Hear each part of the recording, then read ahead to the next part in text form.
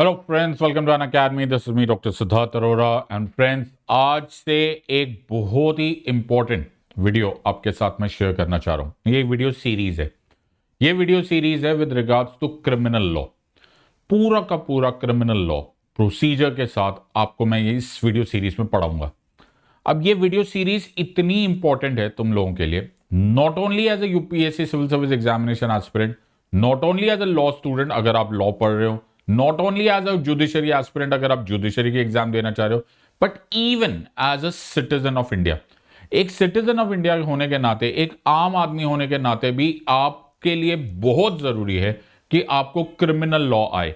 Criminal law अगर आपको general awareness नहीं होती, then it reduces your power. इससे बड़ी बात क्या बोलूंगा, इट रिड्यूसेस योर पावर।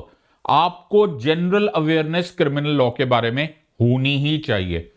इस पूरे प्रोसीजर में बहुत सारे इफ्स एंड बट्स होते। देयर आर मल्टीपल एंगल्स जो आपको एज अ एम्पावर्ड सिटीजन मालूम होना चाहिए। As a civil service aspirant तो पक्का ही मालूम होना चाहिए, क्योंकि ये यूपीएससी सिविल सर्विस एग्जामिनेशन में अब कई बार पूछा जाने लग गया है। लॉ की एग्जाम दे रहे हो, जुडिशरी की एग्जाम दे रहे हो, आपको ये सब जो फाइनल नुआंसेस है ये मालूम होने चाहिए। Now it's been more than decade and half कि मैं as a criminal lawyer practice कर रहा हूं in the highest court of India. तो ऐसी बहुत सारी चीजें हैं जो मैं आपके साथ साझा करूंगा, जो आपको बहुत इंटरेस्टिंग लगेगा एंड एज आई सेड ये आपको बहुत पावरफुल बनाएगा।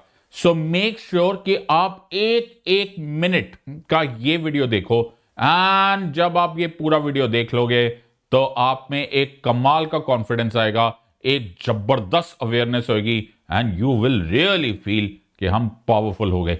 एक सेकंड भी मिस मत करना। And this is part 1 of this series of criminal law, the entire procedure along with practical tips to make you a powerful citizen। ध्यान से देखना, एक एक वर्ड बहुत ध्यान से पढ़ना, और जहां पर एग्जाम के लिए पॉइंट्स है अपने नोट्स बनाते जाना। प्लीज मेक श्योर कि इस वीडियो को लाइक करो, शेयर करो और इतनी दूर तक शेयर करो ताकि we are really able to make a large number of people aware of their criminal law and procedure. So, I'm Dr. Siddharth Arora. Unacademy में मुझे मेरे कोर्ट सेड लाइफ के नाम से जाना जाता है, and I am a practising advocate in the Supreme Court of India. बहुत सारे लोग मुझे इससे जानते हैं। तो हम लोग पढ़ेंगे क्रिमिनल लॉ, और ये एंटायर क्रिमिनल लॉ होगा which is with relationship to civil services examination. तो सिविल सर्विसेज एग्जामिनेशन में आपको लॉ पूछा जाने लग गया है, बिल्कुल पूछा जाने लग गया है। अगर हम थोड़ा टाइम से पिछले कुछ सालों में देखें तो यूपीएससी के एग्जाम में कई बार आपको डायरेक्ट ऐसे लगेगा ही नहीं कि ये पॉलिटी का क्वेश्चन है, ऐसे लगेगा ही नहीं कि ये कॉन्स्टिट्यूशन का क्वेश्चन है। ये बिल्कुल absolutely on the face of it pure criminal procedure law से रिलेटेड क्वेश्चन है। और अगर तुमने इसको ऑब्जर्व नहीं किया है तो तुम एक भयंकर गलती कर रहे हो, बिकॉज माय डियर फ्रेंड्स इस एग्जाम का पैटर्न बदल रहा है, इस एग्जाम का पैटर्न चेंज हो रहा है। ये प्रैक्टिकल एग्जाम होती जा रही है। एक जमाना था जब लोग सिर्फ लक्ष्मीकांत को पढ़ते थे, 2013-14 के आसपास सिर्फ लक्ष्मीकांत को रट के चले जाते थे, and they were absolutely okay with that कि यार रट लेते, यार 800-900 पेजेस की बुक है, किसी भी तरह से मेमोराइज करेंगे और इस एग्जाम को पास करेंगे। वो दिन चले गए, it's gone, it's history, it is over. Okay, अगर तुमने ऐसा एक्सपेरिमेंट किया तुम 100% फेल हो जाओगे, बिकॉज अब वो पूछा ही नहीं जाता जो एक जमाने में पूछा जाता था। अगर मैं तुम्हें प्रीवियस ही कुछ क्वेश्चंस दिखा दूं तो तुम्हारे होश उड़ जाएंगे, क्योंकि तुम लक्ष्मीकांत खोलो या कहीं से भी खोलो, इस क्वेश्चन का जवाब क्या दोगे। तो यहां पर क्वेश्चन लिखा हुआ है, with reference to India consider the following statements. Choice number 1, when a prisoner makes out a sufficient case, parole cannot be denied to such prisoner because it becomes a matter of his or her right. Choice number 2, state governments have their own prisoners released on parole rules. Which of these statements given above is are correct? ये पूछा हुआ है UPSC 2021 में। Question का जवाब दो। कहां से लाओगे? अरे क्या पढ़ना पड़ेगा यार, कहां पर, कौन सा? ओके, आप पढ़ोगे लक्ष्मीकांत, पढ़ लो, नो प्रॉब्लम, आपको कुछ नहीं मिलने वाला। NCERT certainly not. तो कहां से मिलेगा? ये question my friends directly indirectly ये क्वेश्चन जो आया है ये यहीं से आया है। कहां से? क्रिमिनल लॉ से। तो दीज आर द क्वेश्चन जो सीधा सीधा क्रिमिनल प्रोसीजर से पूछा गया है। और अगर आप ये क्रिमिनल लॉ नहीं जानते हो, आप इस क्वेश्चन का क्या जवाब दोगे? तो you will not be able to find it. And this is just one of the examples, ऐसे कई और एग्जाम्पल्स है। Let's take another one. With reference to India consider the following. ये सारे प्रीवियस ईयर क्वेश्चंस है, मैंने नहीं निकाले। Choice number 1, judicial custody means an accused is in custody of the concerned magistrate and such accused is locked up in a police station, not in jail. Choice number 2, during judicial custody, the police officer in charge of the case is not allowed to interrogate the suspect without the approval of the court. Sir, कैसे करने वाले हो मेरे बच्चे? कहां से लाने वाले हो इसका आंसर? कॉन्स्टिट्यूशन तो ऐसे भी ज्यादातर लोग पढ़ते नहीं है, ज्यादातर लोग तो वैसे भी लक्ष्मीकांत या और शॉर्ट फॉर्म और कोई पीडीएफ और कोई कंप्राइज नोट्स कुंजियां बना बना के पढ़ने की कोशिश करते हैं, which is not going to take you anywhere in this exam. So simple सा रूल है कि भाई पहचान लो, ये क्रिंज वर्दी क्वेश्चन लगने लगते हैं फॉर दोज ऑफ यू जो पढ़ने की कोशिश कर रहे होते हैं और उनको मालूम नहीं पड़ता कि पढ़ना कहां से। लोग इसको अब दो तरीके से एड्रेस करेंगे। जब कुछ ऐसे एस्पिरेंट्स होंगे जो इन क्वेश्चंस को अवॉइड करके चले जाएंगे, भैया पढ़ तो सकते नहीं तो फिर कैसे पास होने वाला है, छोड़ो इसको रहने दो। दूसरा ग्रुप ऑफ पीपल जो होंगे वो क्रिमिनल मैनुअल जो अभी सामने मैंने तुम्हें दिखाया, इतनी मोटी सी किताब, वो उठाकर पढ़ने लग जाएंगे और पढ़ने लग जाएंगे ओवर स्टेप। वो करेंगे पीएचडी, राइट, इस पे बनाने लगेंगे रिसर्च। अब भाई इस पे आने 1 2 3 क्वेश्चन एट मैक्स, राइट, वो भी कौन से पार्ट ऑफ क्रिमिनल लॉ से आने वाला है वो भी तुम्हें नहीं मालूम पड़ने वाला। प्लस जो लोग नॉन लॉ स्टूडेंट्स हैं उनके लिए ये भाषा समझना करीब करीब नामुमकिन होता है। वो बेचारे पढ़ते चले जाएंगे, क्वेश्चन कहीं और से आ जाएगा या फिर उस साल क्वेश्चन बिल्कुल ही अलग से लैंग्वेज में आ जाएगा, game will be over. In other words, तुम्हारी रिक्वायरमेंट है कि ये जो तुम मेहनत करने की कोशिश कर रहे हो ये तुमको बर्बाद कर देगा और मेजर मुसीबत में ले आएगा। तो कितनी सारी बुक्स पढ़ोगे? कॉन्स्टिट्यूशन ऑफ इंडिया भी पढ़ोगे, इंडियन पीनल कोड भी पढ़ोगे विच इज द भारतीय दंड संहिता, इंडियन एविडेंस एक्ट भी पढ़ोगे, क्रिमिनल प्रोसीजर कोड भी पढ़ोगे, क्या क्या पढ़ोगे यार? नहीं पढ़ पाओगे। और अगर पढ़ भी लोगे तो ये तुम्हें समझ में नहीं आएगा, और अगर समझ भी लोगे तो वो उसमें तुम्हारा इतना टाइम लग चुका होगा कि तुम्हारा बाकी पॉलिटी, बाकी गवर्नेंस, बाकी सब्जेक्ट्स की तैयारी बुरी तरह से अफेक्ट हो जाएगी। इस जगह पर आते हैं हम, राइट। मैं तुम्हारी मदद करूंगा, I will simplify it for you, so I will make it easy for you. मैं आपको यही सब कुछ इजी बना के दूंगा जो कि रेलेवेंट होगा for this particular exam. And जब ये रेलेवेंट आप पढ़ोगे आपको ये सब कुछ समझ में आ जाएगा। एज आई सेड, ये वीडियो केवल सिविल सर्विस एस्पिरेंट्स के लिए नहीं है। सिविल सर्विस एस्पिरेंट्स जो है वो इससे अपना सब्जेक्ट समझ ले, make sure that you understand, आप आंसर दे पाओगे एवरीथिंग। दूसरा, सिमिलरली जो लॉ एस्पिरेंट्स है या फिर जुडिशरी एस्पिरेंट्स है वो भी इसको समझ जाए, आई will be very very happy about it. लेकिन जो सबसे इंपॉर्टेंट है कि ये सब लोगों को मालूम होना चाहिए। क्रिमिनल लॉ इस देश के बच्चे बच्चे को मालूम होना चाहिए। अगर बच्चे बच्चे को मालूम होगा, it make him a very empowered, very powerful citizen. तो ना सिर्फ तुम इसको रटने की कोशिश करो, जो कि ज्यादातर लोग करेंगे, लेकिन ठीक है, लेकिन इसको समझो and then apply it. So we are going to start the entire criminal law for all of you starting from step 1। So सबसे पहले those of you who have yet not joined me, please मेरे Telegram channel को join कर लो। Please join me on my Telegram channel. मेरे पास कोई भी खबर आती है, कोई भी ऐसी न्यूज जो मैं चाहता हूं कि मेरे एस्पिरेंट फ्रेंड्स को मालूम हो, ये सब कुछ तुम्हें मैं टेलीग्राम चैनल पर शेयर करता हूं। अगर तुम्हारे पास मोबाइल कैमरा है तो इस वीडियो को इस टाइम पर पॉज कर लो, इस कोड को स्कैन कर लो, तो भी तुम मेरे टेलीग्राम चैनल पर पहुंच जाओगे। करीब करीब 30,000 लोग मेरे जो एस्पिरेंट फ्रेंड्स है वो टेलीग्राम चैनल पे है। Please be a part of it, it will be very very helpful to all of you.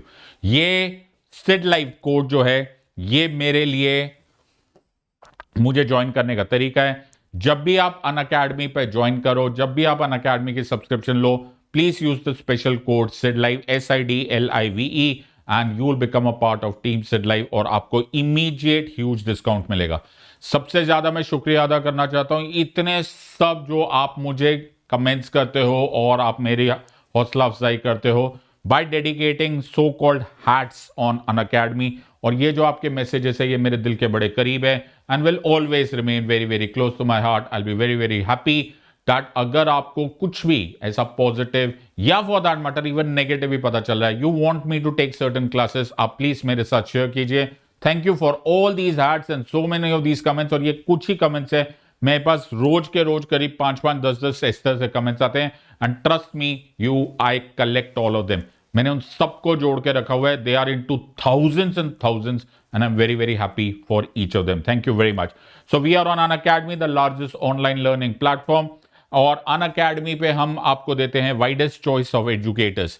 जिस तरह से नेटफ्लिक्स है, अमेजॉन प्राइम है, राइट, आप एक बार नेटफ्लिक्स अमेजॉन प्राइम की सब्सक्रिप्शन ले लेते हो, उसके बाद आपको रुकना नहीं पड़ता। इन अदर वर्ड्स, आप कितने मर्जी नंबर ऑफ टाइम्स, कितनी नंबर मर्जी टाइम्स ऑफ मूवीज देख सकते हो, रिपीटेडली देख सकते हो। कुछ वैसा ही अनअकैडमी एजुकेशन में है।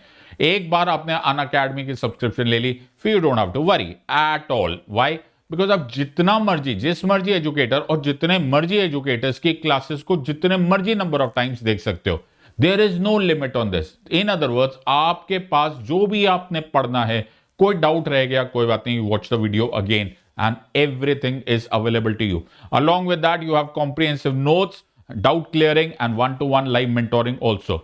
एक बहुत ही इंपॉर्टेंट अनाउंसमेंट है, 28 जनवरी तक अनअकैडमी आपको ऑफर दे रहा है जिसमें आपको 20% ऑफ हो जाएगा, चाहे आप कोई भी कोर्स ले लो, 18 month, 12 month plus iconic. Don't worry, आपको सिर्फ कोड यूज करना है SIDLIVE।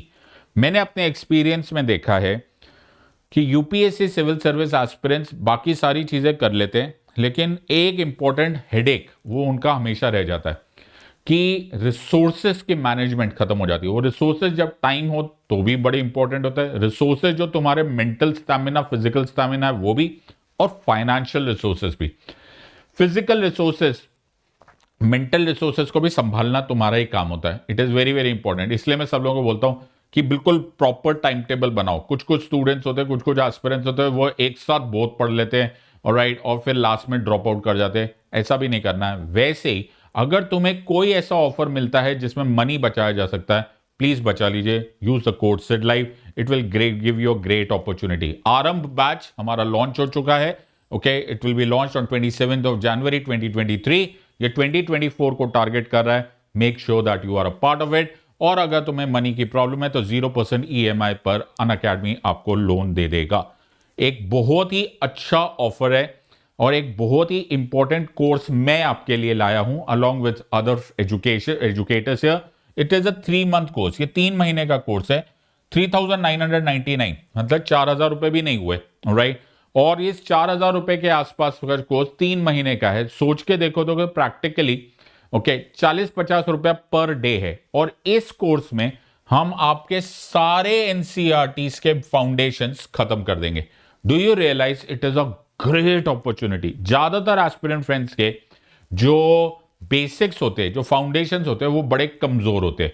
और बिकॉज ऑफ दिस बहुत सारे एस्पिरेंट फ्रेंड्स बेचारे मेहनत करके भी उनका सब्जेक्ट स्ट्रांग नहीं होता and the obvious result of that is कि एग्जाम फेल हो जाते।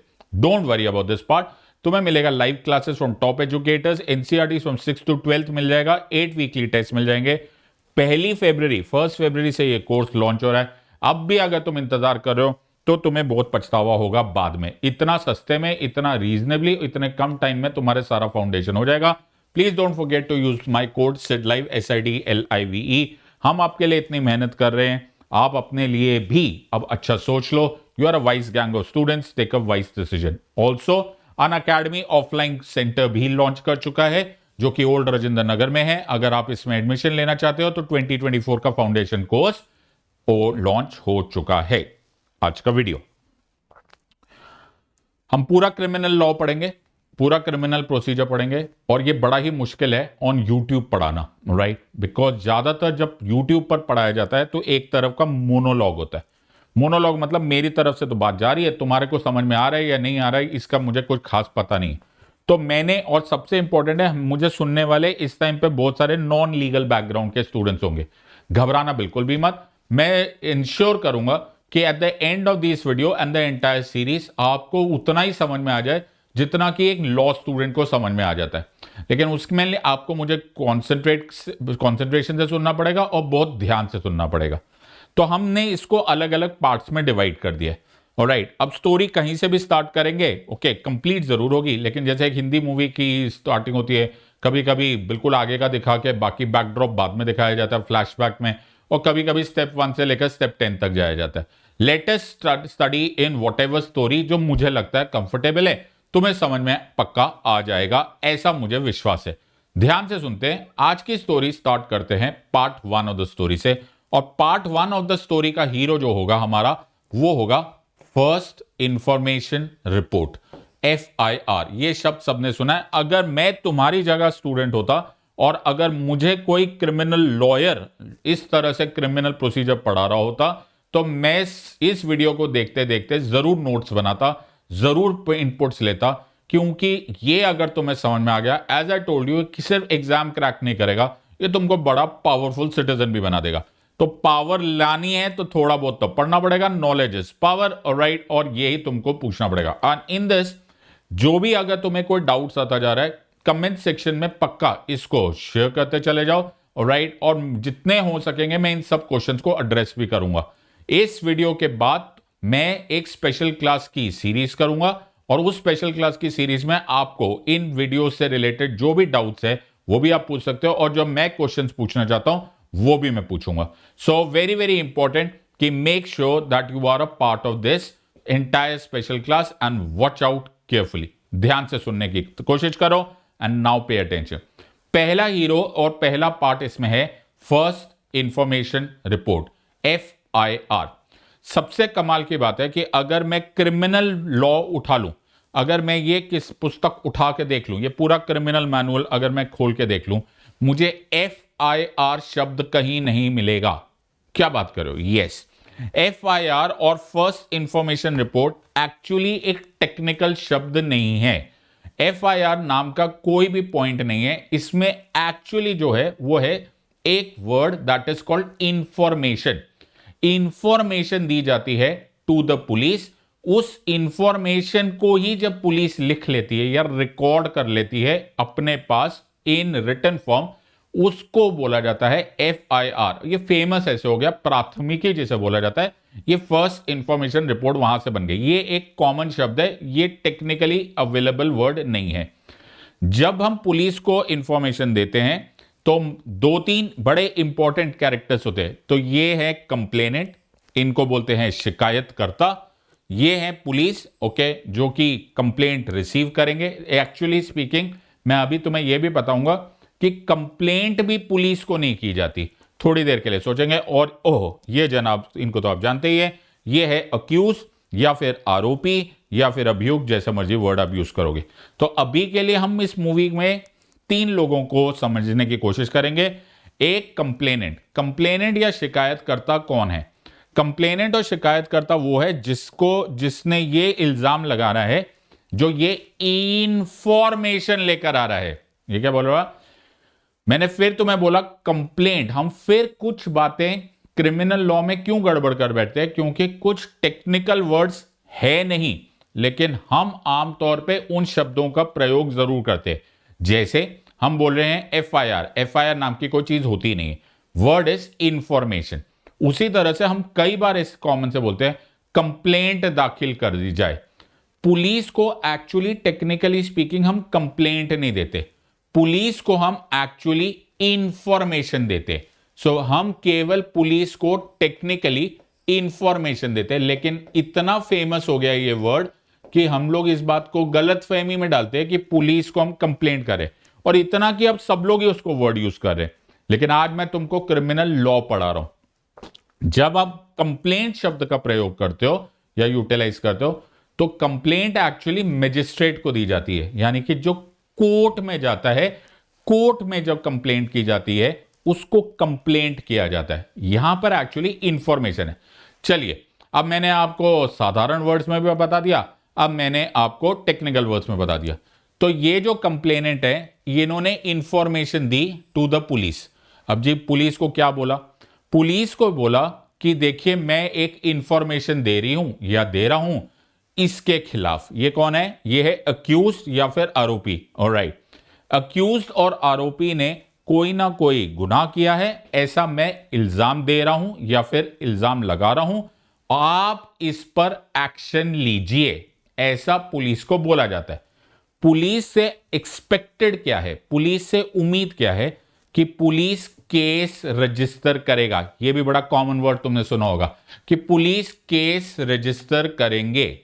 उस केस रजिस्टर करने को ही पॉपुलरली एफआईआर बोला जाता है। टेक्निकली स्पीकिंग पुलिस ये बात बोलेगी, ओके, ये टेक्निकली ऐसे है नहीं, बट टेक्निकली वो जो केस रजिस्ट्री है वो है सेक्शन 154 क्रिमिनल प्रोसीजर कोड। तो अब तुम्हें बहुत इंपॉर्टेंट पॉइंट समझ में आया कि जो कुछ भी हम पढ़ रहे हैं वो क्रिमिनल मैनुअल से पढ़ रहे हैं। जिस तरह से क्रिमिनल मैनुअल में कुछ प्रोसीजर है, किसी तरीके से किस तरह से ये पूरा क्रिमिनल लॉ फंक्शन करेगा, उस लॉ को क्रिमिनल प्रोसीजर कोड ऑफ 1973 बोला जाता है। तो उस क्रिमिनल प्रोसीजर कोड में बहुत सारे सेक्शंस है। तो अगर मैं क्रिमिनल प्रोसीजर कोड ऐसे उठाकर देखूं और मैं इसमें से क्रिमिनल प्रोसीजर कोड ऑफ 1973 अगर मैं खोल के देख लूं, तो मुझे यह पता चलेगा कि पुलिस जो रिकॉर्ड करती है एफआईआर, राइट, जो एफआईआर जो कि टेक्निकली नहीं है लेकिन जिसको आप एफआईआर बोलते हो, वो धारा 154 ऑफ क्रिमिनल प्रोसीजर कोड के अंतर्गत रिकॉर्ड करती है। एक बार पुलिस ने धारा 154 सीआरपीसी के तहत एफआईआर दर्ज कर दिया, इसी को पॉपुलरली बोला जाता है पुलिस ने केस रजिस्टर कर दिया है। अब कई बार, जो मैं आगे आने वाली क्लासेस में तुम्हें बताऊंगा, कई बार पुलिस धारा 154 के तहत केस रजिस्टर नहीं करती। There are multiple reasons. उन रीजंस पे हम डिस्कस करेंगे कि अगर आप कोई इंफॉर्मेशन देते हो तो ऐसा भी हो सकता है कि केस रजिस्टर ना हो, या फिर इस केस रजिस्टर करने के लिए आपको क्या करना पड़ेगा, यह भी मैं आपको आने वाली क्लासेस में बताऊंगा। So for the time being अब तक आपको समझ में आया कि जो शिकायत करता है वो एक रिटन कंप्लेंट देंगे, जिसे कंप्लेंट बोला जाता है बट एक्चुअली इंफॉर्मेशन है। पुलिस उसको रिसीव करेंगी। पुलिस में वो जो कंप्लेनेंट है वो सपोज इस अक्यूज के नाम पर बोले कि जी इसने क्या क्या XYZ गुनाह किया है, आप कोई एक्शन लीजिए, आप उस पर केस रजिस्टर कीजिए। वो केस रजिस्टर करने के लिए सेक्शन 154 का यूटिलाइजेशन करेंगे। तो इस तरह की आपने कई बार न्यूज सुनी होगी। हाँ, FIR filed against dash dash international school, FIR charges PFI of waging war against the state, FIR alleges that the organization runs an organized conspiracy etc etc etc। और जब ये होता है तभी FIR दर्ज हो गया, यानी कि अब ये जो क्रिमिनल लॉ है it is set into motion. गाड़ी चालू हो गई है, इंजन ऑन हो गया है, अब गाड़ी चालू होगी बहुत ही स्पीड में। सो FIR होने से पहले पहले, राइट, जब तक केस रजिस्टर नहीं होता तब तक टेक्निकली स्पीकिंग इन्वेस्टिगेशन शुरू नहीं होती। मेरी बात ध्यान से समझो। इन्वेस्टिगेशन यानी कि जांच जिसे बोलते हैं, टेक्निकली जांच जिसे बोलते हैं, जो पुलिस जांच करती है, वो नहीं शुरू होती जब तक FIR दर्ज ना हो। इसीलिए बहुत सारे झमेले इसीलिए होते हैं कि जी FIR नहीं दर्ज हो रही है, ओके, तो सारी जद्दोजहद लगी होती है। बिकॉज एक बार FIR दर्ज हो गई फिर ये पुलिस की जिम्मेदारी हो जाती है, लीगल जिम्मेदारी हो जाती है, स्टेट की जिम्मेदारी होती है कि इस केस को लॉजिकल कंक्लूजन तक इन्वेस्टिगेट किया जाए, फिर चार्जशीट आएगी and so on so forth. और चिंता मत करो, मैं तुम्हें सारी की सारी कहानियां सुना दूंगा। सो आज आपको यहां से स्टेप 1 है, बड़े ध्यान से सुनो। और अब हम चलेंगे पार्ट 2 में। सो पार्ट 1 हमने कर लिया। पार्ट 1 में आपने इंफॉर्मेशन दे दी, शिकायतकर्ता ने, एक अक्यूज है, एक अभियुक्त है, पुलिस को दे दिया। मान के चलो तुम्हारी किस्मत अच्छी चल रही है, पुलिस को तुम्हारा केस समझ में आ गया, पुलिस ने बोला कि FIR दर्ज कर देते हैं, सेक्शन 154 में तुम्हारा FIR दर्ज हो जाएगा। FIR की तुम्हें एक कॉपी दी जाएगी और वो तुम्हें मिल सकती है, आजकल ऑनलाइन भी मिल जाती है। तुम्हारे पास उस FIR में सब कुछ लिखा होगा कि तुम्हारा नाम क्या है, तुमने किसका नाम के लिए किया है, डेट क्या है, कहां पर क्या हुआ है, and a short form of whatever has happened to you. अब स्टार्ट होगा इन्वेस्टिगेशन। जो मेजर हेडेक है वो है इन्वेस्टिगेशन। अब इन्वेस्टिगेशन क्या है? अरे बाबा सब कुछ इन्वेस्टिगेशन है। क्या मतलब? सब कुछ इन्वेस्टिगेशन है। Everything is investigation. एक बार पुलिस ने एफआईआर दर्ज कर लिया, अब पुलिस को इन्वेस्टिगेशन करना पड़ेगा। अब पुलिस को जांच करना पड़ेगा। जैसे, प्लीज याद रखना, जब तक इन्वेस्टिगेशन वर्ड तब तक मत यूज करना जब तक कि एफआईआर ना दर्ज हो। इन्वेस्टिगेशन, जांच जिसे बोला जाता है, वो टेक्निकली केवल तब की जाती है, टेक्निकली मतलब बाय द रूल, एक्चुअली तब उस तक उसको बोला जाता है जब उसको एफआईआर दर्ज हो गया। उससे पहले बहुत सारे वर्ड यूज किए जाते हैं, प्रिलिमिनरी इन्वेस्टिगेशन, ऐसा अग्रिम जांच and so on and so fourth. लेकिन टेक्निकली स्पीकिंग इन्वेस्टिगेशन स्टार्ट होती है only after FIR is now registered. तो अरे यार ये भाई साहब पीछे पड़े हुए हैं, ओके, ये अभी भी बोले जा रहे हैं मैंने कुछ नहीं किया, होली कब है होली। भैया इन्होंने जान के पीछे पड़ा। ये बड़ा इंपॉर्टेंट पॉइंट है कि अभी तक अक्यूज ने कभी भी, ना पहले ना इससे बाद में, ये हमेशा ये जनाब बोल रहे हैं मुझे कुछ नहीं, मैंने कुछ भी नहीं किया हुआ है। और राइट, होली कब है? भैया इनको होली की चिंता हो रही है, ये अपने ही मूड में, इनको कोई चिंता नहीं हो रही है। ये बोले जब मैंने तो कुछ भी नहीं किया हुआ। ये एफआईआर भी गलत है और ये इन्वेस्टिगेशन भी पता नहीं क्यों कर रहे हो। तुम इस बात को बहुत इंपॉर्टेंट ध्यान रखना कि अक्यूज जो है वो इनोसेंट है, अक्यूज जो है वो बेगुनाह है, जब तक कि वो अपना गुनाह या तो एक्सेप्ट ना कर ले या फिर it is not proven beyond reasonable doubt in the court of law, यानी कि कोर्ट में उसके खिलाफ जो आरोप हुए वो सिद्ध ना हो जाए, प्रूव ना हो जाए। बहुत जरूरी बात है। इंडिया के क्रिमिनल लॉ में ये एक बहुत मेजर प्रिजम्पशन है। हम इसको बात को मान के जानते हैं कि भाई साहब ये जैसे मर्जी काम लग रहे हैं, ये अगर बोल रहे हैं कि मैंने कुछ नहीं किया, तो अब दो ही तरीका है, या तो ये एक दिन बोले कि मैंने ये क्राइम किया है जिसके खिलाफ मेरे लिए ये एफआईआर हुआ है, या फिर आप कोर्ट में इसके खिलाफ इस आरोप को सिद्ध करो, वो भी एक बियॉन्ड रीजनेबल डाउट, मतलब एक सामान्य शक के लेवल के बियॉन्ड। सो बहुत मुश्किल है ये, अगर ये मना कर रहा है तो जी ये मना ही कर रहा है। आप इसको अभी तक केवल आरोपी बोल सकते हो, अभी तक आपने इसके खिलाफ केस सिद्ध किया नहीं है। इसको हमेशा बैकग्राउंड में रखना बड़ा जरूरी है। ये भी आने वाले वीडियोस में मैं तुमको और डिटेल में समझाऊंगा। तो भाई साहब ये इन्वेस्टिगेशन कर रहे हैं। अब इन्वेस्टिगेशन में सब कुछ ही होता है, ओके, जितना आप सोच सकते हो उससे भी ज्यादा इन्वेस्टिगेशन होता है। बड़ी मेजर हेडेक होती है और बड़ी मेहनत का काम होता है।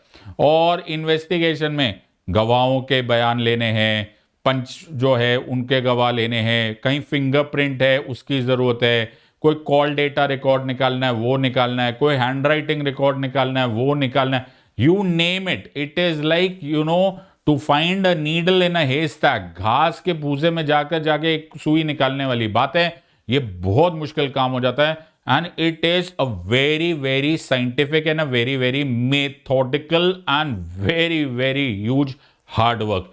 तो इन्वेस्टिगेशन जो है वो कुछ कई तरीके से, तो ये आजकल तुम न्यूज में देख रहे हो, ऐसी बहुत सारी खबरें हैं जिनके बारे में मैं पॉलिटिकली बोल नहीं सकता हूं, लेकिन तुम्हें मालूम ही है police take murder accuse to the forest area, very dumped live in partners. तुम सुन ही रहे होंगे, एक बड़ी आजकल बड़ी फेमस न्यूज हुई पड़ी है, crime branch to probe cases against protesters. यहां पे लिखा हुआ है Delhi police crime branch will investigate, crime branch to probe origins of alleged letter.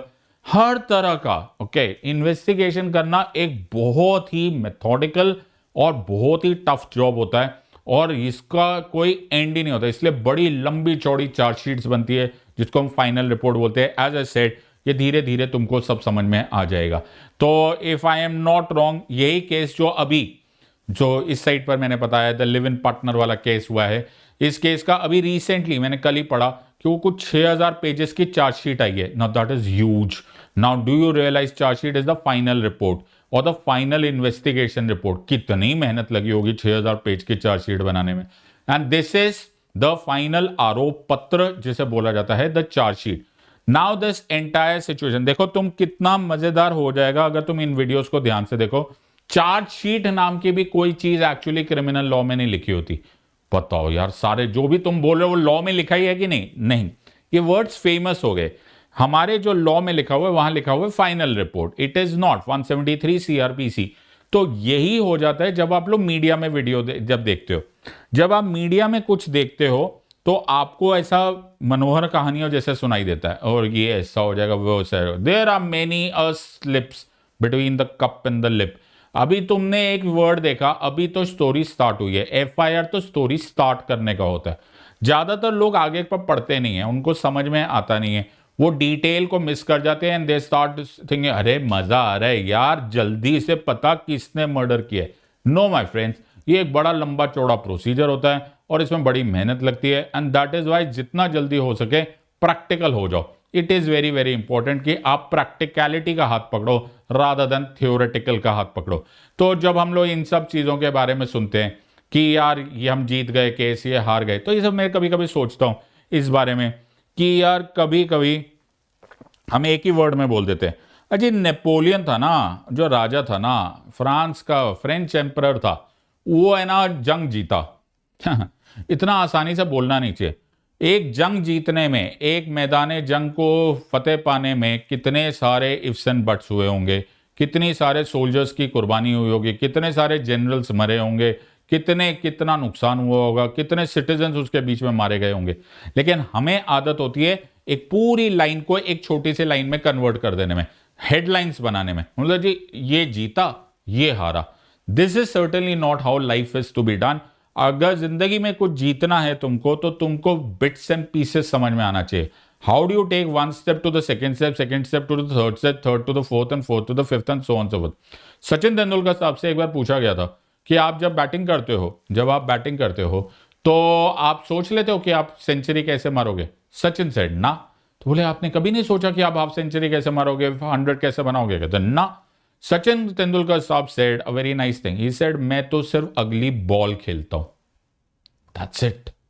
मैं सिर्फ अगली बॉल खेलता हूं, मुझे इस बात से कोई फर्क नहीं पड़ रहा कि 100 रन कब बनेंगे। मेरी अगली बॉल पे जो बेस्ट पॉसिबल ट्रीटमेंट दी जा सकती है वो मैं करता हूं। धीरे धीरे धीरे अगर बनने होंगे 100 रन बन जाएंगे, अगर बनने होंगे तो रिकॉर्ड्स बन जाएंगे। ये होता है एक जीनियस का थॉट प्रोसेस, ये होता है मस्तरी, इसको बोलते हैं एक ह्यूज मस्तरी। जिंदगी जीत गए अगर you fall in love with the process. And that is why हम लॉयर्स भी इसी बात को ही बात बोलते हैं कि अभी जो तुम फैसला करके बैठ गए हो कि फला फला ने गुनाह किया है या नहीं किया है, it does not matter, because अभी तो इन्वेस्टिगेशन पूरी होगी। उस इन्वेस्टिगेशन में तुम्हें क्या मिलेगा, इन्वेस्टिगेशन किस हद तक सेटिस्फैक्टरी होगी, और उसमें से तुम क्या क्या प्रूव कर पाओगे और क्या क्या प्रूव नहीं कर पाओगे, ये तो भाई कोर्ट ही पहचाने। सो अभी तक तो केवल इन्वेस्टिगेशन ही हो रही है और अब हमारा पार्ट 2 खत्म हो गया। तो डू यू रियलाइज कि यहां पर हमारा पार्ट 2 खत्म हो गया। Now the situation here is कि कभी कभी, नाउ ये भी एक बड़ा इंपॉर्टेंट पार्ट है, कभी कभी हमें पार्ट 3 की जरूरत पड़ जाती है। नाउ ये बड़ा इंपॉर्टेंट है, मैंने वर्ड बड़े ध्यान से बोला और तुम भी उसे बड़े ध्यान से सुनना।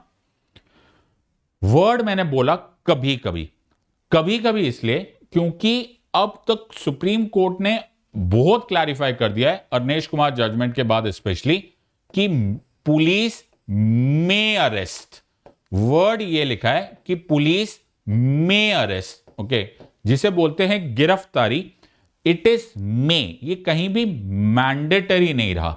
आई होप मैं तुम्हें यह बात समझा पा रहा हूं। मे अरेस्ट, कभी कभी इन्वेस्टिगेशन के सिलसिले में पुलिस को यह लगता है कि यार जो ये आरोपी है ये कहीं भाग ना जाए, नंबर 1, पता चले इंडिया छोड़ के निकल गया, या फिर कुछ ऐसा ना करे कि जिससे जो इन्वेस्टिगेशन हो रही है, जो जांच चल रही है, जो गवाह है या फिर जो सबूत है, उनके साथ कोई छेड़खानी हो जाए।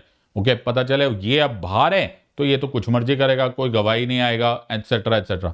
एन नंबर ऑफ रीजंस हो सकते हैं। और एक और रीजन ये हो सकता है कि कभी कभी पुलिस को लगता है कि इसको अरेस्ट करेंगे तभी इससे कुछ सवाल जवाब होगा, तब हमें कुछ वाइटल इंफॉर्मेशन मिलेगी, वरना तो ये काम ही नहीं चलेगा। जैसे अगर अब मैं किसी भी केस का नाम नहीं लेना चाहता कि किसी ने मर्डर किया है, तो अब उसको शिनाख्त करनी होती है, उसको वहां पर लेकर जाना होता है कि जहां पर उसने बॉडी को फेंक दिया है या फिर मर्डर वेपन को फेंक दिया है, and so on and so fourth. तो ये बहुत सारी चीजों में हो सकता है, मैं फिर ये बात बोल रहा हूं, पुलिस को रिक्वायरमेंट हो जाए अरेस्ट करने की। मैं फिर बोल रहा हूं ये मैंडेटरी नहीं है, लेकिन अगर अरेस्ट हो भी तो भी उसको रूल के अनुसार, लॉ के अनुसार होता है। तो ये जो आरोपी है, ओके, ये अभी भी चिल्ला चिल्ला के बोल रहा है मैंने कुछ नहीं किया। ओके, ये बताओ, ये पीछे पड़ गया, इसने कसम खाई हुई है, इसको ये मैक्सिम बड़े अच्छे तरह से याद है कि everybody is innocent unless and until proven guilty. तो इसने जरूर क्रिमिनल लॉ पढ़ा हुआ है। तो ये जब पुलिस अरेस्ट करती है, ओके, तो सबसे इंपॉर्टेंट वर्ड इज कि ये मे है, ऑलराइट। ये कंपल्सरी नहीं है कि आपको अरेस्ट किया ही जाए। इस बात को बहुत ध्यान से देखना जरूरी है अगर आप इन्वेस्टिगेशन के साथ कोऑपरेट करो। इस बारे में मैं तुम्हें सारे वीडियोस बनाऊंगा, जस्ट रिलैक्स। आप इन पूरी सीरीज को देखना और आपको सारे के सारे पॉइंट्स कनेक्टेड हो जाएंगे और आपको इतना पावरफुल कॉन्फिडेंस होगा। Law is the command of the sovereign, ऐसा बोला गया था ऑस्टिन ने। लेकिन इतना भी ना हो तो भी ये लॉ बहुत पावरफुल चीज है। शेक्सपियर ने अपने एक नाटक में बोला था, first kill all the lawyers. अब बहुत सारे लोग इसको लॉयर्स के खिलाफ मजाक समझते हैं, मजाक नहीं है, राइट। शेक्सपियर इसमें किंग हेनरी में ये बात बताने की कोशिश कर रहा है कि लॉयर्स जो होते हैं उनको लॉ मालूम होता है, लॉ जो होता है वो बहुत पावरफुल होता है। पावरफुल लॉ को यूटिलाइज कैसे किया जाता है ये लॉयर्स को, यानी कि हर एक को जिसको लॉ मालूम है वो उसको मालूम है। इस वजह से अगर आपके पास कानून की ताकत है तो आप उसका सदुपयोग कर सकते हो। You can utilise it to safeguard justice, to safeguard society. इसलिए लॉ पता करो, घर मत बैठकर सोचते रहो कि मीडिया ने बोल दिया जी इसी ने ये किया है तो वही है। You have to follow criminal procedure law.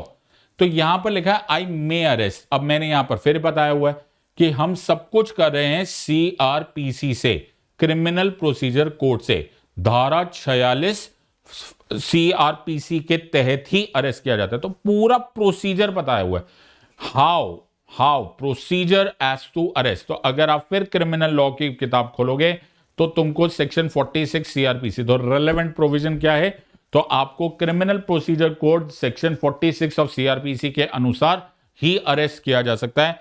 और अब उसको साथ में पढ़ा जाता है along with section 41 and 41A। ये भी मैं तुमको थोड़े टाइम बाद बताऊंगा, जब अभी आप हाल फिलहाल में एक वीडियो कॉन केस हुआ है उससे रिलेशन में बॉम्बे हाई कोर्ट ने अक्यूज को बेल दे दी सिर्फ इस बात पे क्योंकि सेक्शन 41 और 41A नहीं यूटिलाइज किया गया। यानी कि अरेस्ट अपने आप में एक बहुत बड़ी बात होती है, अरेस्ट को हल्के में नहीं लिया जा सकता। रीजन यहां पर यह है क्योंकि अरेस्ट करते ही आपकी लिबर्टी टोंग, क्या मतलब, आपकी लिबर्टी तो है नहीं। अब आप गए जेल में, अब जेल में खाना खाना पड़ेगा, जेल का पानी पीना पड़ेगा। आपका आर्टिकल 21 जो बोलता है no person shall be deprived of his life in personal liberty except according to procedure established by law. Liberty जो है वो एक इंसान के लिए बहुत जरूरी है, एंड दैट इज वाई इसके बारे में बड़े ध्यान से और बहुत ही सोच समझ के अरेस्ट किया जाता है। तो आपने बहुत सारी न्यूज देखी होगी। Okay, ED enforcement directorate arrest Delhi health minister on money laundering charge, ये तुमको ध्यान होगा। ओके, ये आजकल बड़ी न्यूज है। Dreaded Maoist arrested from Odisha Malkangiri district. Noida police announce reward on arrest of politician who assaulted women. अब यहां पर कभी कभी ये भी एक बड़ी मशक्कत करनी पड़ जाती है। कभी कभी जिसको अरेस्ट करने की बात होती है भाई उसको पता चल जाता है कि अरेस्ट होने वाला हूं मैं, तो वो भाग लेता है। फिर पुलिस को ढूंढते रहना पड़ता है, बहुत सारे तरीके करने पड़ते हैं। फिर पुलिस को लुकआउट नोटिस निकालने पड़ते हैं, कभी रिवॉर्ड्स घोषित करने पड़ते हैं, कभी स्पेशल टीम्स बनाकर भेजनी पड़ती है। बहुत सारे झमेले हो जाते हैं कभी कभी अरेस्ट करने के समय भी। लेकिन अरेस्ट जैसे मर्जी हो, कितनी मर्जी मशक्कत से करो, लेकिन आपको फॉर्मूला फॉलो करना पड़ेगा, आपको प्रोसीजर फॉलो करना पड़ेगा। अगर आपने प्रोसीजर नहीं फॉलो किया, आपने सामने वाले का आर्टिकल 21 वायोलेट कर लिया। और आर्टिकल 21 तुम्हारा फंडामेंटल राइट है, तुम्हारा मौलिक अधिकार है जैसे ही तुमने उसको वायोलेट किया वो इलीगल कस्टडी हो जाएगी, गेम वहीं खत्म हो जाएगी। तो ना सिर्फ तुम्हें एज एन एम्पावर्ड सिटीजन तुम्हें लॉ मालूम होना चाहिए, ऑल्सो पुलिस को भी लॉ मालूम होना चाहिए। कभी कभी उनसे भी गलती हो जाती है और एक हो सकता है वो सच में ही उसने गुनाह किया हो, तुम्हारे से कोई प्रोसीजरल मिस्टेक हो जाए और बाय बाय हो जाएगा, क्योंकि लॉ तो फिर लॉ है। अब यहां पर फिर कमाल है। तो अभी तक हमारी सिचुएशन एक बार फुल रिकैप में हो गया। अभी तक तुमने इंफॉर्मेशन दी, इंफॉर्मेशन से एफआईआर बन गई, एफआईआर से इन्वेस्टिगेशन स्टार्ट हो गई, इन्वेस्टिगेशन में बहुत मेहनत करनी पड़ रही है और इन्वेस्टिगेशन होते होते शायद मे बी में आपको अरेस्ट करना पड़े। चाहे जो मर्जी प्रोसेस करो, आपको फॉलो करना पड़ेगा क्रिमिनल प्रोसीजर कोड, आपको फॉलो करना पड़ेगा constitution of India under no circumstances. अब यहां पर एक कमाल की बात है, जिसको भी अरेस्ट करोगे उसका, वैसे तो उसमें भी बहुत सारे सेफ गार्ड्स है कि आपको उसको बताना पड़ेगा कि भैया हमने तेरे को क्यों अरेस्ट किया। इसको बोलते हैं सेक्शन 50 ग्राउंड्स ऑफ अरेस्ट। उसके नियर एंड डियर वन, उसके माँ बाप होंगे या कोई रिश्तेदार होंगे, उसको बताना पड़ेगा कि जी हमारा तुम्हारे बंदे को हमने अरेस्ट करके रखा हुआ है फला फला लोकल थाने में and so on so fourth. वो आगे की बात है। नाउ सेक्शन 57 धारा 57 ऑफ सीआरपीसी इस टाइम पर रेलेवेंट है। तुम बहुत ध्यान से सुनना, द मोमेंट तुमको अरेस्ट कर लिया गया, वहां से घड़ी चालू हो गई। यस, उस घड़ी में 24 घंटे का अलार्म क्लॉक है। मतलब 24 घंटे से 1 मिनट भी ज्यादा नहीं, अनटिल अनलेस आप उस डिले को एक्सप्लेन कर पाओ। अंडर नॉर्मल सर्कमस्टांसेस 24 घंटा इज द मैक्सिमम टाइम जिसमें पुलिस उस अरेस्टेड पर्सन को डिटेन कर सकती है। ये section 57 section 57 criminal procedure code CrPC के तहत बड़ा ही स्ट्रिक्ट रूल है। यानी कि अगर पुलिस ने अरेस्ट किया और पुलिस ने उसको अरेस्ट कर लिया तो अगले 24 घंटे में पुलिस ने उसको पेश कर देना चाहिए टू द क्लोजेस्ट पॉसिबल इलाका मजिस्ट्रेट। ये बड़ा जरूरी है। अब इसमें एक इंपॉर्टेंट पॉइंट है और ये एक्चुअली आर्टिकल्स 20 में भी, आर्टिकल 22 में भी ये मेंशन्ड है। आर्टिकल 22 जो कि तुम्हारा मौलिक अधिकार है उसमें भी, लेकिन एक क्लॉज है, ये 24 आवर्स तो है, लेकिन इसमें जो जिस जगह से अरेस्ट किया गया उस जगह से लेकर आने तक वो जो ट्रैवल टाइम है, ओके, उसको इंक्लूड नहीं किया जाता। अब ये लॉजिकल भी है क्योंकि कभी कभी हो सकता है पुलिस को जिसको अरेस्ट किया गया वो ऐसी जगह पे अरेस्ट किया गया जहां से हो सकता है कि ज्यादातर टाइम तो उसको ट्रैवल में लग जाए। So that time is excluded, जहां से उसको अरेस्ट किया गया to the travel time to be able to be taken to the closest इलाका मजिस्ट्रेट और हुएवर दैट मजिस्ट्रेट भी। नाउ इसमें एक छोटी सी बात है जो कि क्रिमिनल लॉ को समझना पड़ेगा कि ये सब रीजनेबल होना चाहिए। अब कभी कभी ऐसा हो सकता है कि सब कुछ होने के बावजूद भी डिले हो गया, लेकिन पुलिस को इसको एक्सप्लेन करना चाहिए। ऐसा नहीं बोल सकता कि 4 दिन बाद लेकर आए। इस वजह से ये बड़ा मैंडेटरी होता है कि सेक्शन 57 को फॉलो किया जाए। हां, जब अरेस्ट करके लेकर आए, जेल में डाल दिया, पुलिस के लॉकअप में डाल दिया, लेकिन सेक्शन 57 के अनुसार अब उसको 24 घंटे में लोकल मजिस्ट्रेट यानी कि द क्लोजेस्ट कोर्ट मजिस्ट्रेट के पास पेश करना जरूरी है। ये अगर तुम नोटिस करो तो एक बहुत बड़ा सेफ गार्ड है। It is a very strong safe guard, वरना पुलिस अरेस्ट दिखाएगी नहीं और ऐसे टाइम पर एग्जीक्यूटिव यानी कि पुलिस के चुंगल में वो पड़ा हुआ है, ऐसा किसी हाल में छोड़ नहीं सकते। जितना जल्दी हो सके हमें कोर्ट में उसको पेश करना है। तो अभी तक हमने स्टेप 1, स्टेप 2, स्टेप 3 और स्टेप 4 किया है, जो आई होप तुमको सब कुछ क्लियर समझ में आ चुका है। तो follow it very very carefully.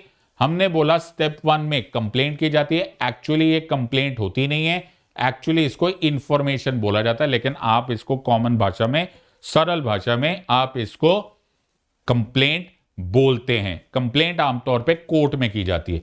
उसके बाद अगर ये, अब मैं इसमें फिर आगे आने वाले वीडियोस में तुम्हें ऐसे वर्ड्स बताऊंगा जिसे बोला जाता है कॉग्निजेबल ऑफेंसेस या फिर नॉन कॉग्निजेबल ऑफेंसेस, किसमें संज्ञान लिया जा सकता है, किसमें नहीं लिया जा सकता।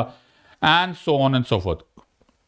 फिर उसके बाद होता है FIR। मैं फिर बोल रहा हूं, जैसे ये कंप्लेंट वर्ड टेक्निकली नहीं है, वैसे ही FIR वर्ड भी टेक्निकली नहीं है, लेकिन जो पुलिस रिकॉर्ड कर लेती है वो सेक्शन 154 CRPC में है। ओके, उसी को हम लोग आम भाषा में हम लोग बोलते हैं प्राथमिकी या फिर FIR। अगर FIR दर्ज हो गई तो पॉपुलरली उसे बोला जाता है केस रजिस्टर हो गया। अगर केस रजिस्टर हो गया तो वहां से जो स्टार्ट होता है उसको बोलते हैं इन्वेस्टिगेशन, जिसको बोला जाता है जांच पड़ताल।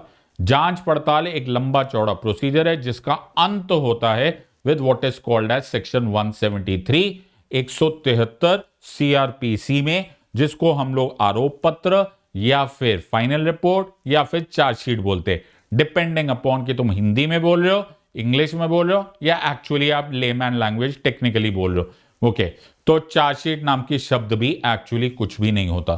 फिर स्टेप 4, अब ये स्टेप 4 है कि स्टेप 3.5 है कह नहीं सकते, क्योंकि इन्वेस्टिगेशन का ही एक पार्ट हो सकता है अरेस्ट। ये बहुत जरूरी है कि ये में है, राइट, ये मैंडेटरी नहीं है, कहीं नहीं लिखा हुआ कि पुलिस को अरेस्ट देखा नहीं तो उठा के अरेस्ट कर लो। No, there are multiple ways. हाँ, कुछ ऑफेंसेस में अरेस्ट करना करीब करीब मैंडेटरी हो जाता है। Okay, for example heinous offences में, मर्डर में, सेक्सुअल ऑफेंसेस में and so on and so fourth. लेकिन ये में आमतौर पे यूटिलाइज किया जाता है, यहां पर पुलिस के हवाले छोड़ दिया जाता है। इसमें एक्चुअली पुलिस की बहुत सारी डिस्क्रिशनरी पावर्स होती है। तो जो लोग भी पुलिस बनना चाहते हैं या IPS ऑफिसर बनना चाहते हैं, भैया तुम्हारे पास बहुत सारी ताकतें होती हैं।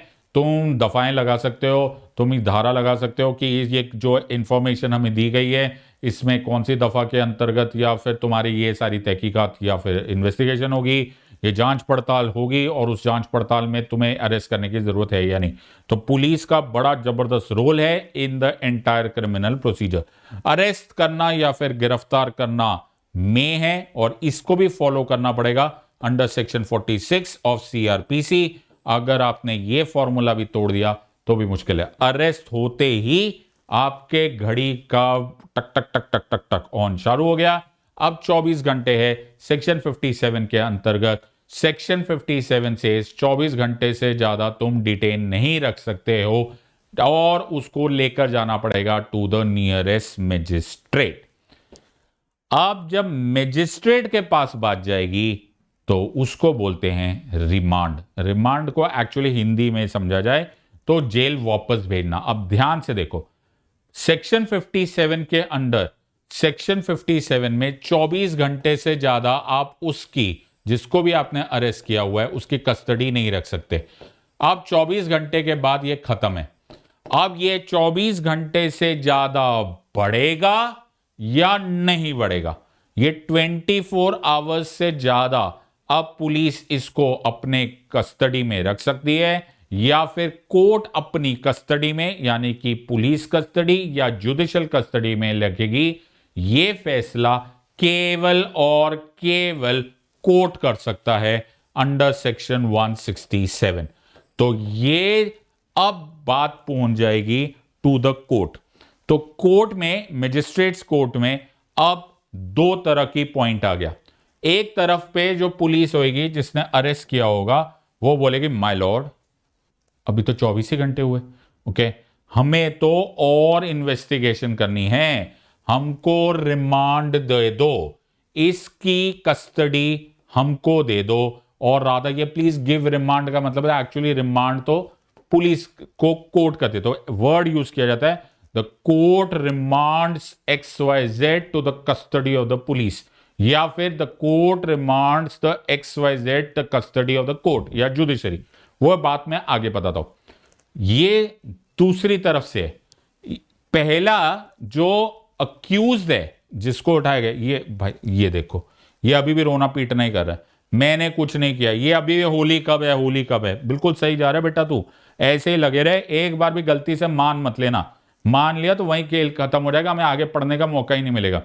सो अक्यूज का जो वकील है, ओके, वो इसी टाइम पर कोर्ट के सामने ये रिक्वेस्ट कर रहा होगा या फिर वो आर्ग्यूमेंट कर रहे होंगे कि आप एक जमानत दे दो जी, बहुत हो गया, क्या बात कर रहे हो, और तो जरूरत ही नहीं है रिमांड की, ओके 24 घंटे हो गए, मेरा अक्यूज जो है, मेरा जो क्लाइंट है, इसने तो कुछ भी नहीं किया है, इसको छोड़ो, ये घर जाने दो, इसको जमानत दे दो, आपको जब जरूरत होगी मेरा क्लाइंट वहां पर मौजूद हो जाएगा। इसको कस्टोडियल इंटरोगेशन की जरूरत नहीं है। मैं समझा पा रहा हूं या नहीं? तो अगर मैं बीच में खड़ा हो गया और थोड़ी देर के लिए मैं मजिस्ट्रेट हो गया, तो ऑन द पुलिस साइड मेरे को पता चलेगा, पुलिस बोलेगी कि माय लॉर्ड हमें और समय चाहिए, वी नीड मोर टाइम, 24 घंटे में काम नहीं पूरा होगा, अभी हमारे पास सिर्फ 24 घंटे की इन्वेस्टिगेशन हुई है, कस्टडी हुई है, हमें ये और इन्वेस्टिगेशन की जरूरत है।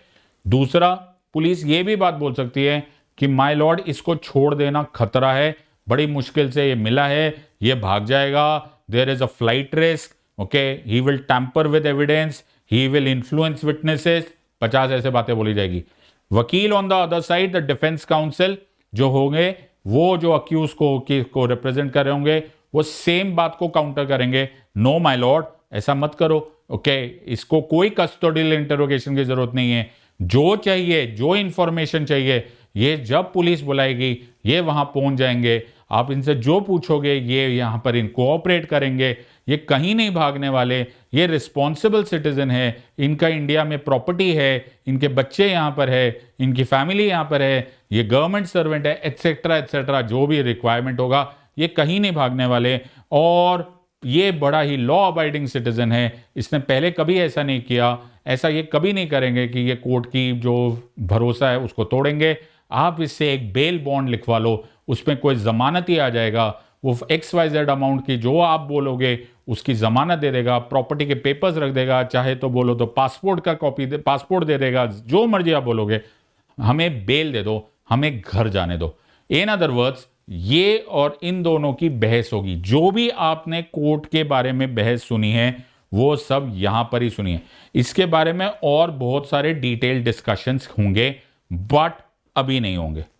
बताओ, आज के लिए काफी हो गया, ओके, आज तुमने ज्यादा एक क्रिमिनल लॉ पढ़ लिया है, ओके, तो तुम्हें ऐसा बिल्कुल बीपी बढ़ने लग गया होगा, मैं नहीं चाहता कि तुम इससे ज्यादा एक ही साथ पढ़ो, हम लोग यहीं से कंटिन्यू करेंगे and we will try and understand the rest of the issues with relationship to what we have learned in criminal law।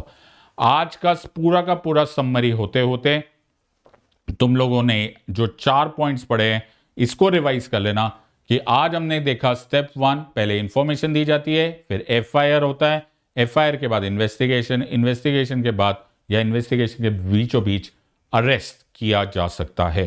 इस तरह से अगर तुम पढ़ोगे तुम्हें सब्जेक्ट बहुत अच्छे से समझ में आ जाएगा, और फिर जब तुम्हें पूरा कॉन्सेप्ट समझ में आ जाएगा तुम बड़े ही पावरफुल स्टूडेंट भी हो जाओगे और बड़े ही पावरफुल एक एम्पावर्ड सिटीजन भी हो जाओगे। I want you to understand this, बड़े ध्यान से देखना and don't miss this next video. तो ये है पार्ट 1, पार्ट 2 किसी हाल में मिस मत करना, not a second to be miss on this. इसी के साथ साथ मैं एक और बार रिमाइंडर देता हूं कि मैं आपके साथ NCERT का एक जबरदस्त डायनामिक फाउंडेशन स्ट्रॉन्ग करने वाला कोर्स लेकर आ रहा हूं। 3 महीने का कोर्स है, 4000 रुपए में तुम्हें सब कुछ मिल जाएगा। Don't miss this opportunity. आपको मिलेगा live classes from top educators, NCERT from classes 6 to 12, 8 weekly test. ये 1 फरवरी को स्टार्ट हो रहा है। Please don't miss the code Sid live and utilise this. So I will be very very happy teaching you, और मेरी ऐसी उम्मीद है कि तुमको ये वीडियो सीरीज भी समझ में आएगी होगी एंड आप इसे अप्रिशिएट करोगे। मैं चाहता हूं कि अगर आपको ये समझ में आ रहा है, मैं तुमसे सिर्फ ये बात बोल रहा हूं कि जितने ज़्यादा लोगों को हो ये फैलाओ। It is our duty as students of law and knowledgeable people and intellectuals कि हम इस इंफॉर्मेशन को इस देश के कोने कोने में फैलाएं। सिर्फ खुद को पढ़ाने में या खुद पढ़ने में is not enough. India needs more of education, India needs more of awareness.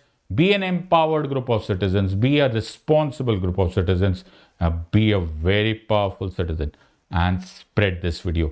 जितने लोगों को हो सकता है ये वीडियो पहुंचाओ।